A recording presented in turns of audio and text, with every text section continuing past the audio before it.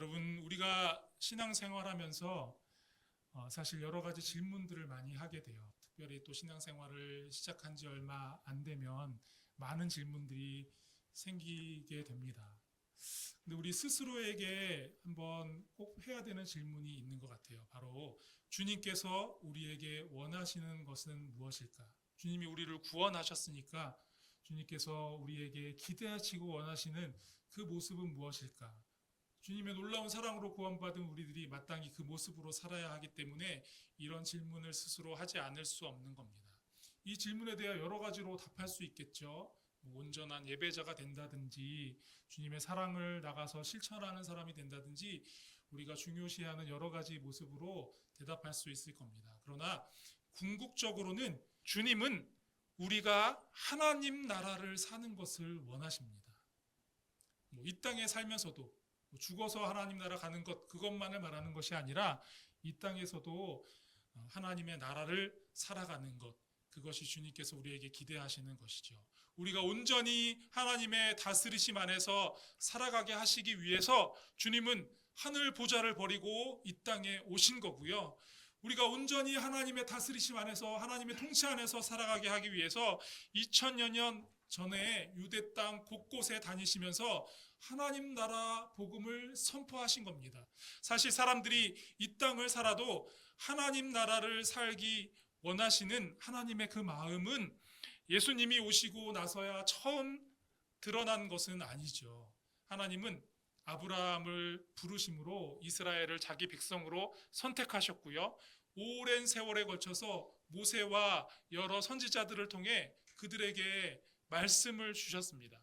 그들이 하나님의 뜻을 알고 그 뜻에 따라 살아감으로써 세상 가운데 하나님의 통치와 거룩함이 드러나도록 그들을 부르시고 그들에게 그렇게 말씀하시는 거죠.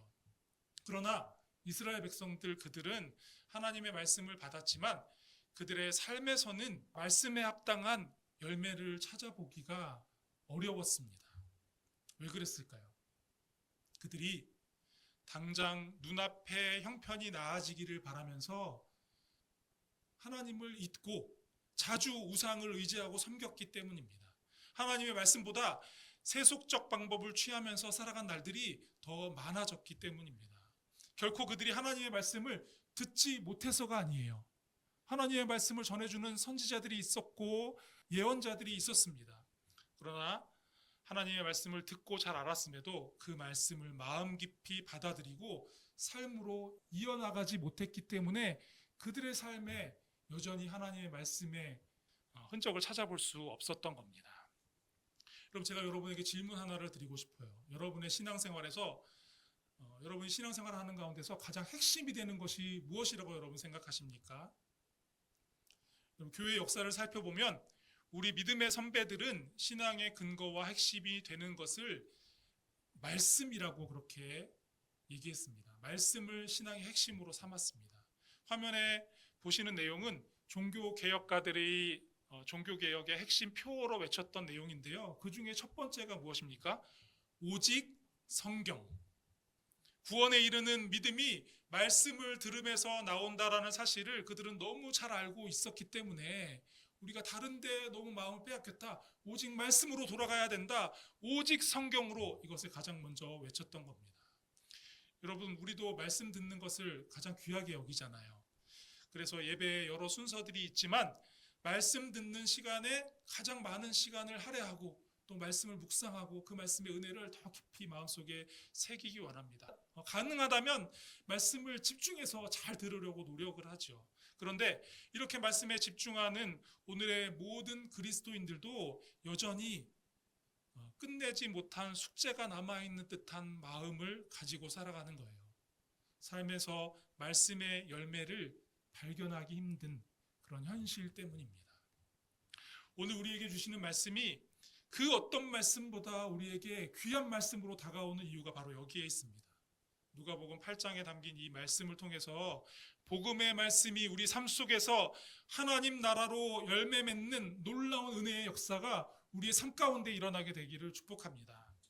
여러분, 우리가 복음의 말씀을 들었을 때 분명히 말씀을 들은 것 같은데 집중해서 잘 들은 것 같은데 돌아서고 나면, 집에 돌아오고 나면 왜 말씀이 내게 내 마음속에 내 기억 속에 하나도 남는 게 없는 것 같지? 여러분 그런 경험을 하신 적이 있으시죠? 있잖아요. 저도 그런 때가 있어요. 오늘 예배드리고 말씀도 잘 들었는데 뭐 남는 게 없지? 여러분 그럴 때 말씀을 듣는 데 들인 수고와 시간이 좀 아깝다라는 생각이 들기도 합니다. 이런 경험을 할 때면 내가 예배드린 것 또 오니 괜한 헛수고를 한 게 아닌가 하는 그런 회의적인 생각이 들기도 하죠. 여러분 이런 일이 왜 생기는지에 대해서 주님께서 우리에게 오늘 말씀하고 계십니다. 5절과 12절 말씀을 한번 한 화면에 담았는데 한번 보시죠. 5절과 12절 말씀 보면 먼저 5절을 보시면 주님께서 비유의 말씀을 들어서 이렇게 얘기하시죠. 씨를 뿌리는 사람이 씨를 뿌리러 나가서 뿌릴 때에 덜어는 길에 떨어져 밟히고 공중에 새가 먹어버리는 그런 일이 생긴다라고 말씀합니다. 여러분 아마 이런 질문이 생기실 거예요. 아니 왜 길에다 씨를 뿌린 건가? 밭에다가 뿌리면 될 텐데 이렇게 생각하실 수 있는데요. 당시에 유대 땅에서는 땅을 일구기 전에 씨를 넓게 흩뿌리는 그런 방법을 사용하는 것이 일반적이었습니다. 오늘날의 농법은 좀 다를 수 있겠지만 그 당시에는 그랬어요.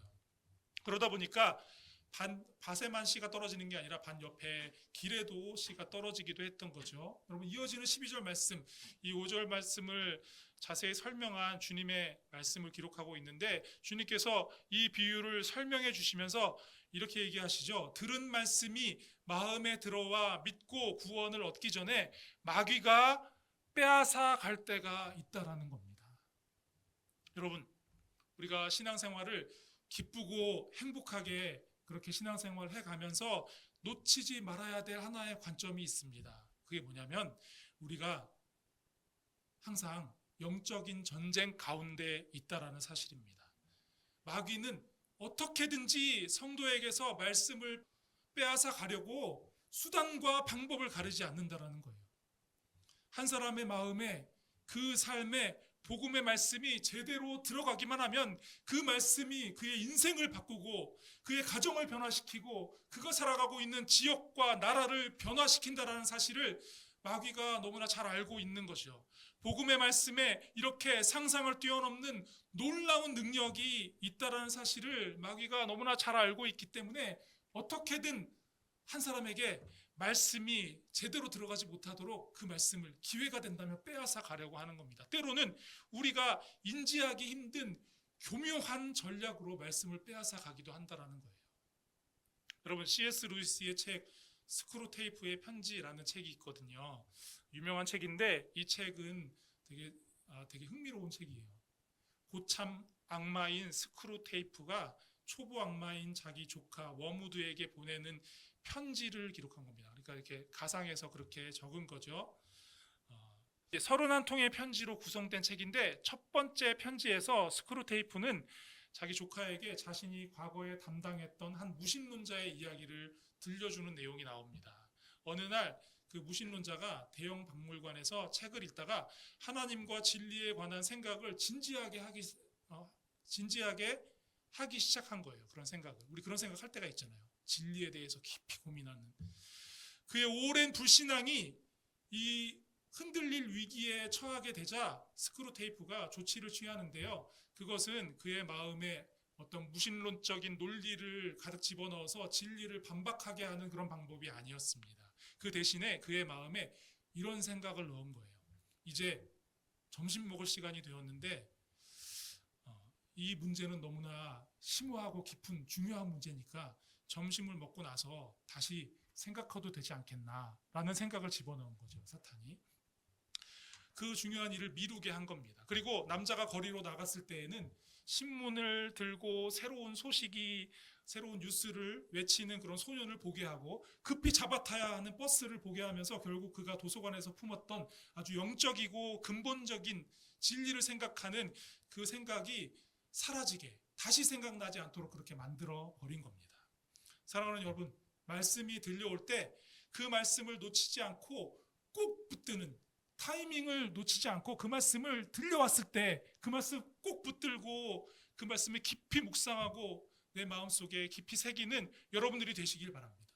말씀으로 마음을 채워야 할 그 결정적인 순간에 다른 것에 마음 빼앗기게 만드는 사탄의 교묘한 전략에 절대로 넘어가지 않는 여러분들이 되실 수 있기를 바랍니다.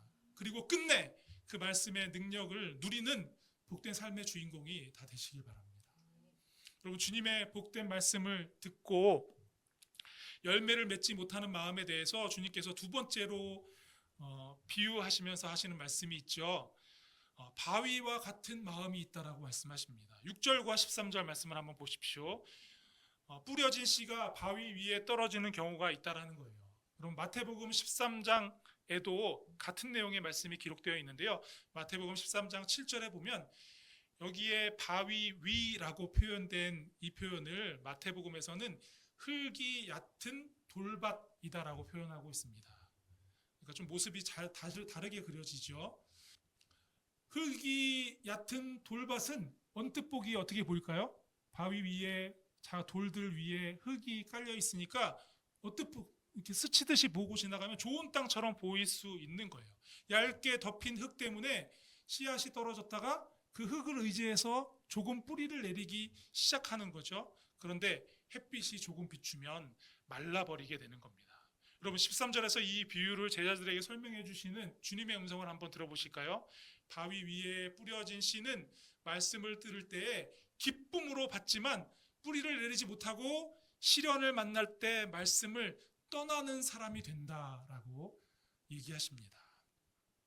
여러분, 이런 사람들 어떤 사람들이 있냐면 말씀을 들을 때 아주 여기 주님이 말씀하신 대로 기쁘게 말씀을 들을 때 감격하고 기뻐합니다. 옆에 있는 사람들에게 내가 오늘 말씀을 듣고 얼마나 은혜 받았는지 모른다라고 그렇게 그 기쁨을 잘 표현하기도 합니다. 그러나 얼마 지나지 않아서 전혀 생각지 못한 시련이 몰려오면 금방 흔들리는 거죠. 기뻐했던 모습은 금세 사라져버리고 표정부터 달라지고 안타깝게도 언제 그랬냐는 듯 그 말씀을 까맣게 잊어버리고 말씀에서 떠나버리게 되는 거예요. 여러분, 어떻게 이런 일이, 말씀을 듣고도 어떻게 이런 일이 일어날 수 있는가? 많은 사람들이 뜨겁게 찬양하고 말씀에 반응하는 자리, 은혜가 뜨겁게 부어지는 그런 자리에서 그 영적인 분위기 안에서 기쁨을 맛보는 거예요. 그러나 그것이 신앙의 전부인 거죠. 사람들 사이에 어울려서 그렇게 신앙적인 영적인 경험을 잠깐 하는 것, 그것이 신앙의 전부인 거예요. 돌아와서 그 말씀을 더 깊이 묵상하고 그 말씀대로 살기 위해서 주님께 매달려 10분이고 30분이고 1시간이고 이렇게 기도하고 말씀대로 살려는 현실에 부딪히는 그 아픈 경험을 안고 다시 또 기도의 자리에 나아가는, 이렇게 복음의 말씀이 우리 삶 속에 깊이 뿌리 내리는 그 과정이 없는 겁니다. 그러니까 시련이 다가오면 조금만 시간이 지나면 잊혀지는 거죠. 여러분, 근래 몇 년 동안 많은 우리 한국교회, 세계적인 그런 추세이기도 한데 우리 한국교회에 어떤 모습이 이렇게 드러난 게 있는데 뭐냐면은 많은 찬양 집회들이 생겨났다라는 거예요. 실력 있는 악기 세션들과 보컬들이 잘 준비해서 아름답게 찬양을 하고 뜨거운 찬양을 부릅니다. 많은 사람들이 그곳에 함께하면서 찬양하고 우리 젊은 세대들의 마음을 특별히 터치하고 울리기도 하죠. 그렇게 뜨겁게 찬양하고 말씀을 붙들고 기도할 수 있는 시간이 있다는 것은 어떻게 보면 감사한 일이에요. 그런데 그것이 그들의 신앙의 전부가 되어버리기 때문에 문제가 되는 겁니다. 그런 자리에만 찾아가고 돌아오면 그냥 일상이에요. 돌아와서 나 혼자 있는 시간에는 어떤 신앙적인 그런 뿌리를 내리는, 말씀이 뿌리 내리는 그런 과정이 없다라는 겁니다. 그러니까 우리 신앙에 곤란한 일이 생기는 거죠. 사랑하는 여러분, 매일 주신 말씀을 붙들고 깊이 묵상하고 그 말씀을 가지고 치열하게 삶의 현장에서 살아가고 때로 힘겨워 넘어져 기도하며 다시 말씀의 능력으로 일어나 승리하는 그런 신앙, 그렇게 주님과 함께 살아가는 날이 더할수록 말씀의 능력이 여러분의 온 존재를 가득 채우는 그런 신앙인들이 다 되실 수 있기를 축복합니다. 수백 년 그 생명을 이어가는 건강한 나무, 큰 나무들 여러분 보신 적이 있죠? 우리 눈에 보이는 그 나무의 모습이 전부가 아니라는 것을 여러분 잘 아실 겁니다. 그림에서 보시는 것처럼 겉에 드러난 그 나무의 모습은 사실 그 땅 속에 그 나무도 엄청 크지만 그 나무보다 더 크게 2배 가까이 더 넓고 깊게 땅속에 뿌리를 내리고 있다는 거예요. 그래서 거센 비바람과 태풍이 불어와도 뽑히지 않고 꺾이지 않고 굳건하게 그 자리를 수십 년 수백 년 동안 지킬 수 있는 겁니다. 매일 꾸준히 홀로 말씀을 묵상하는 고요한 시간, 혼돈의 세상 속에서 살아가기 위해 온 마음을 모아 간절한 기도를 드리는 그 시간이 여러분을 지키는, 여러분의 신앙을 지키는 진정한 힘을, 능력을 모으는 시간이 된다는 사실을 잊지 마시길 바랍니다. 그럼 어쩌면 내 삶에 시련이 몰려오면 어떡하나 불안하고 두려운 생각이 들 수도 있겠죠. 그러나 저와 여러분이 시련이 몰려오면 어떡하나를 걱정하는 사람이 아니라 시련을 몰고 왔다가 저 사람이 믿음이 더 굳건해지고 견고해지면 어떡하지? 이렇게 사탄이 이렇게 걱정하는 그런 믿음의 사람들이 되실 수 있기를 간절히 소원합니다. 그리고 복음의 말씀을 듣고서도 열매를 맺지 못하는 경우가 또 있는데요. 세 번째 마음, 주님께서 뭐라고 말씀하십니까? 가시떨기 밭 같은 마음이라고 말씀하시죠. 여러분 7절과 14절 말씀, 7절을 보세요. 씨가 떨어져 뿌리를 내리고 어느 정도 자랍니다. 여기서는 드디어 아직 두 가지 경우에서는 뿌리도 제대로 내리지 못하고 자라지도 못했는데 드디어 뿌리를 내리고 어느 정도 자라는 모습을 보일 수 있는 거예요. 그런데 문제는 가시가 함께 자라서 말씀의 씨앗이 자라는 기운을 다 막아버리는 거예요. 여러분 14절 말씀 보세요. 세속적 염려와 재물과 향락이 성도의 삶에 그 말씀의 열매가 제대로 맺히지 못하게 기운을 막는다라고 말씀하고 있습니다. 여러분 기운을 막는다라는 표현 다른 성경에, 영어 성경에 보니까 초크라는 단어를 사용하고 있더라고요. 초크라는 단어. 여러분 초크라는 단어 어디서 들어보셨죠? 격투기 같은 거 할 때 보면 이렇게 초크 건다 그러잖아요. 숨 쉬지 못하게 이렇게 질식시킨다라는 그런 의미를 가지고 있는 단어입니다. 이 땅에서 사는 일에 대해서 약간의 염려가 왜 없겠습니까? 있을 수 있겠죠.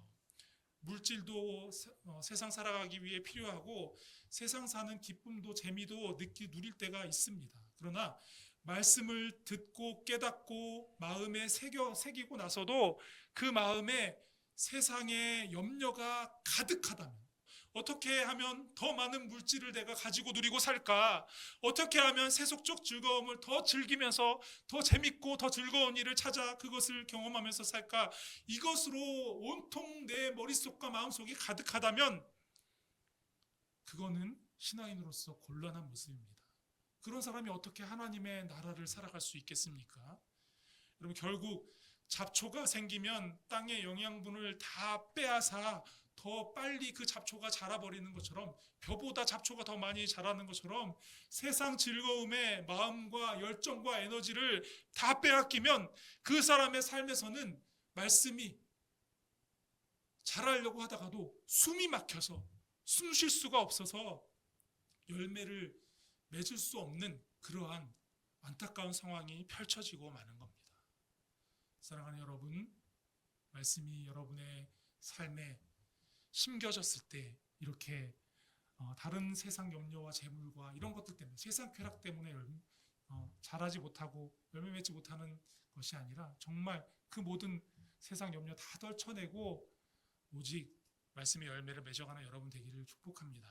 그리고 마지막으로 주님은 복음의 말씀을 듣고 열매 맺는 좋은 땅의 마음에 대해서 말씀하십니다. 8절과 15절 말씀인데요. 8절과 15절 말씀 보십시오. 앞에서 살펴본 길가와 바위와 가시떨기 밭에도 동일하게 씨가 뿌려졌죠. 여러분 씨앗이 달랐던 게 아니잖아요. 씨는 동일합니다. 이 씨는 제대로 심겨지기만 하면 크게 자라서 아름다운 열매를 맺을 수 있는 그런 잠재력을 가지고 있는 씨앗입니다. 모두 생명을 품은 하나님 나라의 말씀입니다. 그런데 어떤 땅에서는 열매를 맺지 못하고 좋은 땅에서는 100배까지 결실을 맺는 겁니다. 주님은 11절 말씀에서 이렇게 말씀하셨죠. 씨는 하나님의 말씀이요. 결국 차이는 말씀에 있는 게 아닙니다. 그 말씀을 받아들이는 사람의 마음에 따라서 결과가 달라지는 거예요. 많은 사람들이 이렇게 말하죠. 하나님의 말씀을 듣고 싶은데 하나님께서 나에게 말씀하시지 않는 것 같아. 여러분, 정말 하나님이 말씀하시지 않는 걸까요? 그렇지 않습니다. 하나님은 오늘도 말씀하십니다. 주일날만 말씀하시는 게 아니라 매일 우리 리조이스 교회 성도들에게는 매일 아침 8시에 알람을 카톡 이렇게 하면서 알람을 울리면서 여러분한테 말씀하시기 시작하시는 거예요. 문제는 하나님께서 말씀하지 않으시는 것이 아니라 우리가 그 말씀에 귀 기울여 듣지 않는 것이 문제입니다. 하나님께서 세상을 창조하실 때 그 모습을 한번 그려보세요. 창세기에 기록되어 있죠.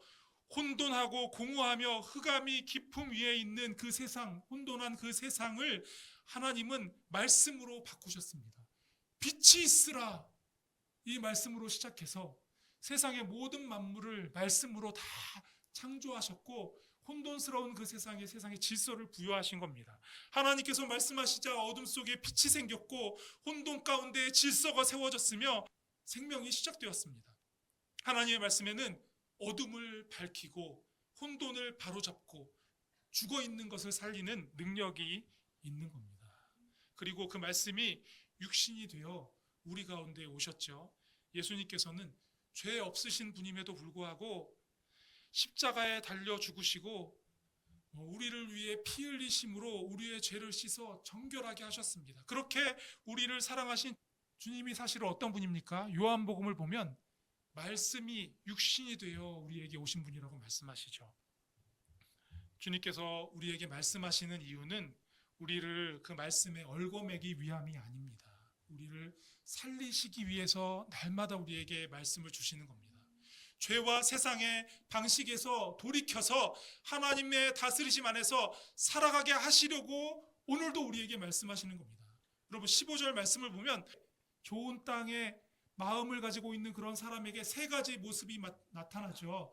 말씀을 듣고 그 말씀을 지키고 인내로 결실합니다. 먼저 좋은 땅의 사람은 말씀을 듣습니다. 물론 앞에 다른 땅에 다른 마음을 가지고 있는, 다른 땅의 모습을 가지고 있는 그런 사람들도 말씀을 듣기는 듣죠. 그렇죠? 동일하게 듣습니다. 마찬가지로 좋은 땅의 마음을 가지고 있는 사람도 말씀을 듣습니다. 여기서 듣는다라는 것은 단순히 귀로 듣는 것을 말하는 게 아니에요. 하나님께서 지금 나에게 이 말씀을 주시는구나. 이게 바로 나에게 주시는 말씀이구나. 이것이 나를 살리는 말씀이구나. 이렇게 귀하게 여기고 그 말씀을 두 손으로 받아 마음에 새긴다라는 거예요. 여러분, 우리는 말씀을 들으면서도 다른 사람을 떠올릴 때가 있어요. 때로. 그렇죠? 아우, 오늘 이 말씀 우리 남편이 들어야 되는데, 우리 아내가 들어야 되는데, 우리 애들이 들어야 되는데, 나 속색이는 그 사람이 들어야 되는데, 이렇게 생각할 때가 있어요. 그러나 좋은 땅의 마음은 다른 사람보다 먼저 자신의 마음을 말씀 앞에 내어놓는 사람입니다. 말씀이 나의 생각을 비추고 내가 바꾸어야 할 것이 무엇인지를 보여주도록 마음을 그 말씀 앞에 여는 겁니다. 여러분, 이렇게 말씀을 듣는 여러분들이 되시길 바라요. 두 번째로 좋은 땅의 사람은 말씀을 지키죠. 말씀에 순종합니다. 여러분, 지킨다라는 것은 들은 말씀을 마음에 붙들고 살아가는 것을 말합니다. 예배 시간에만 은혜 받고 너무 좋았다, 너무 마음이 행복하다, 위로가 된다, 힘이 된다, 그러고 그냥 지나가는 게 아니라 한 주간 그 말씀을 묵상하고 내가 어떻게 주일날 나에게 주신 이 말씀을 순종하면서 내 삶에 살아갈까, 이렇게 살아가는 삶입니다. 용서하라는 말씀을 들으면 내가 누구를 용서해야 될까, 그것을 생각하고, 사랑하라는 말씀을 들었다면 실제로 그 사랑을 가서 실천하고 누군가를 섬기고, 염려하지 말라는 말씀을 들었다면 그 내 삶의 모든 문제를 다 맡기고 어떻게 하든지 염려를 다 내려놓고 하늘의 평안을 누리면서 살아가려고 노력하는, 순종하는 그런 모습이 있는 겁니다. 앞에서 살펴본 것처럼 이스라엘 백성들은 말씀을 몰랐던 게 아니죠. 말씀을 잘 받아서 가지고 있었습니다. 어떤 종교 지도자들은 말씀을 막 줄줄 외고 있었습니다. 그런데 자신들의 생각과 판단을 내려놓고 그 말씀에 온전히 순종하지 않는 거예요. 오히려 그 말씀을 이용해서 자신의 생각과 판단을 어떻게 주장해 보려고 하는 그러한 방법으로 사용한 거죠. 우리도 마찬가지입니다. 말씀을 많이 아는 것만으로 충분하지 않습니다. 말씀을 들었다면 그 말씀대로 살아가는 매일매일의 삶이 필요합니다. 세 번째로 좋은 땅의 마음을 가지고 있는 사람은 이게 가장 중요해요. 인내로 결실합니다. 말을 바꾸자면 결실할 때까지 인내하는 거예요. 그때까지 버티는 겁니다. 씨앗을 뿌렸다고 곧바로 열매가 맺히는 것이 아니잖아요. 뿌리를 내리고 비바람과 뜨거운 햇볕을 견디며 자라나는 시간이 있어야 드디어 열매를 맺는 겁니다. 어떤 과실은 올해 한 해, 두 해 열매 맺지 않고 몇 해가 지나야 드디어 열매 맺기 시작하는 그런 나무도 있어요. 말씀도 마찬가지입니다. 말씀대로 살았는데 상황이 달라지지 않을 수도 있겠죠. 잠깐 그럴 수 있습니다. 기도했지만 응답이 더딘 것처럼 느껴질 수도 있습니다. 그러나 그때 말씀을 놓지 않아야 하는 겁니다. 당장 변화가 보이지 않아도 끝까지 말씀을 붙들고 넘어져도 다시 일어나 순종하는 것, 이것이 인내입니다. 그렇게 말씀을 듣고 지키고 인내하는 사람의 삶에 하나님께서 드디어 열매 맺는 날이 오게 하시는 겁니다. 불평하던 사람이 감사하는 마음으로 변하고 쉽게 분노하던 사람이 오래 참는 그러한 성품을 가질 수 있게 되고 염려에 사로잡혀 매일을 살아가던 사람이 하나님을 신뢰하고 하늘의 평안을 맛보게 되는 겁니다. 여러분들도 아마 그러실 거예요. 저도 모태신앙으로 이렇게 태어나서 신앙생활을 했지만 주님을 만나는 경험을 중학교 때 하고 나서 뭐 당장에 내 삶이 말씀대로 완전히 변화되는 게 아니에요. 하루, 한 해, 두 해, 세 해 또는 5년, 10년 그 이상이 됐을 때 드디어 변화가 일어나고 열매를 맺기 시작하는 그런 부분들이 있다는 것이요. 이것이 하나님 나라의 열매입니다. 하나님의 다스리심이 우리의 생각과 말과 행동 속에 나타나는 겁니다. 사랑하는 여러분, 의심하지 말고 말씀을 받으십시오. 씨앗에는 문제가 없습니다. 하나님의 말씀은 지금도 살아있고 능력이 있습니다. 중요한 것은 그 말씀을 우리가 어떻게 받아들이느냐 하는 것입니다. 말씀을 절대로 그냥 흘려보내지 마십시오. 잠시 기뻐하다가 시련 앞에서 그 말씀을 떠나지 않는 여러분 되길 바랍니다. 세상의 염려와 재물과 즐거움이 말씀의 기운을 막도록 그냥 내버려 두지 마십시오. 말씀을 붙드시고 그 말씀을 지키시고 그 말씀이 열매 맺힐 때까지 어떤 시련이 다가와도 끝까지 이겨내십시오. 하나님은 오늘도 말씀하십니다. 그리고 그 말씀을 듣고 지키며 인내하는 사람의 삶을 통해 이 땅에 하나님의 나라라는 열매를 이 땅에 우리 삶에 맺어가십니다. 우리 모두가 한 사람도 빠짐없이 착하고 좋은 마음으로 말씀을 듣고 지켜서 인내로 풍성한 하나님 나라의 열매를 맺는 좋은 땅이 다 되실 수 있기를 우리 주님의 이름으로 간절히 축복합니다. 이제 우리의 삶이 그러한 모습으로 나아가게 되기를 간절히 축원합니다.